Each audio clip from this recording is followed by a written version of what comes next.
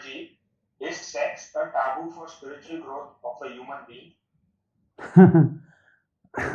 Not at all. Absolutely not. But socially acceptable and legally acceptable marriage when happens, and in that context of marriage, when sex is indulged, it's absolutely favorable for spiritual growth, I feel. Or even the Sanatana Dharma feels it so. That is the reason why all Saptarshis are married. And I have to tell you one fundamental and important aspect of this. Remember, I have a specific DNA. Am I clear with you? The girl will have a specific DNA. Why marriage fundamentally happens is, I have formed, evolved and improved. See, in your DNA you will have all the genes of your ancestors, you have all the genes, you have everything happening inside you. Now you have surfaced few genes, or you have surfaced few qualities from within you out of your own DNA, out of your own upbringing, out of your own personal prarabdha, your own karma, your own thought pattern. You have surfaced. Now, what is the DNA present in my father and in me will be the same, but similar, same in the sense. Now, but my behavior, my application, quote unquote, application of my intelligence, then my cell wall is again sending messages to the nucleus, and now I have a different presentation of the same DNA.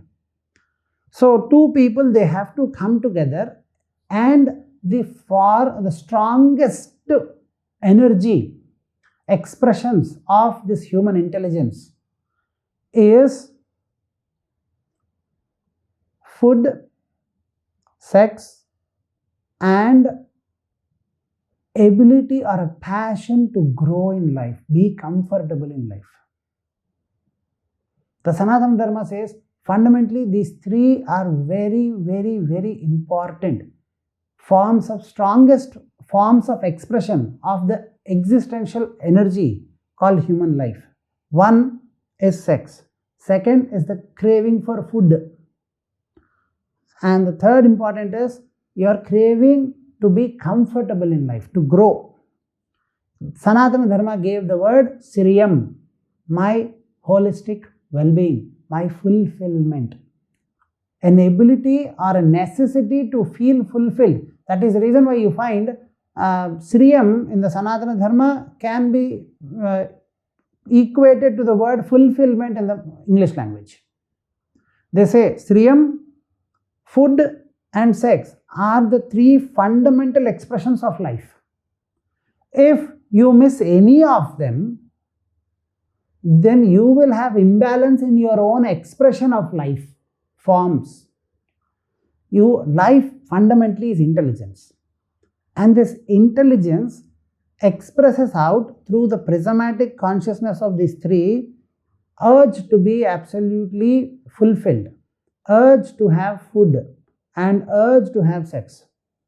These three result in various permutations and combinations in your life, making you conceive ideas, concepts from the existing perceptions, what you see a lot. Am I clear with you? Based on your sexual orientation, based on your food orientation, and based on your idea of fulfillment, you desire or you pick up and conceive ideas from the existing world. One person wants to become a scientist, one person wants to become an artist, one person wants to become an astronaut, one person wants to become something else. Now, why do you think every human being has a different urge or a calling for different various purpose in life? Fundamentally, I am life intelligence. I am in the sense, you should not misunderstand as me. I am any human existence or any life existence, animals and plants, life existence. Fundamentally, the Sanatana Dharma or this truth is the pulsation, I am. I am there, I am. And that I am fundamental pulsation gives out a strong threefold approach or intelligence expression in the form of sex, food, and fulfillment. Now, every person tries to look at the perspective of the fulfillment. I will be fulfilled if I do this, based on the previous mathematical or the previous experiential mathematical equations of the mind or the experiences of the emotion. He concludes fulfillment as this. He concludes food. Now, food should not be misunderstood only as the food that we eat. Food is anything that you take for your own well-being. That is also fundamentally based on your comfort. And then sex, because when you merge your, why this sex?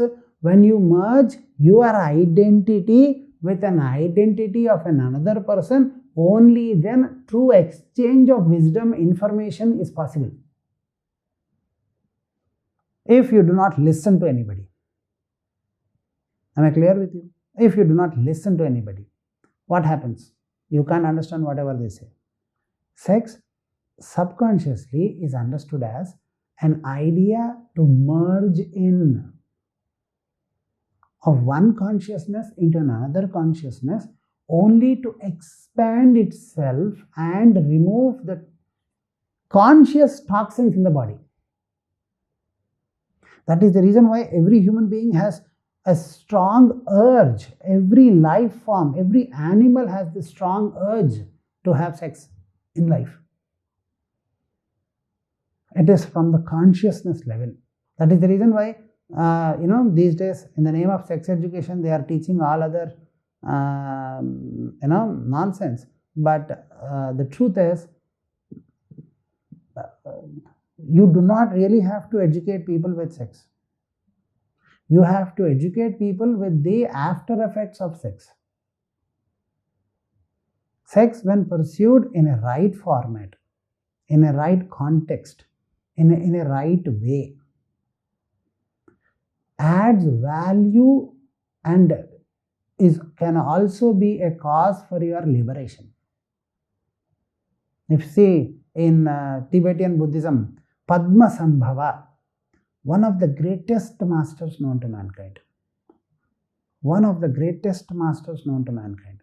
Most Tibetan Buddhism is based on this great guru Padmasambhava. Now, in those days, there was no Buddhism, it was all Sanatana Dharma, and this great master, he performed sex with one of the Dhakini, and through that he attained Mahamudra.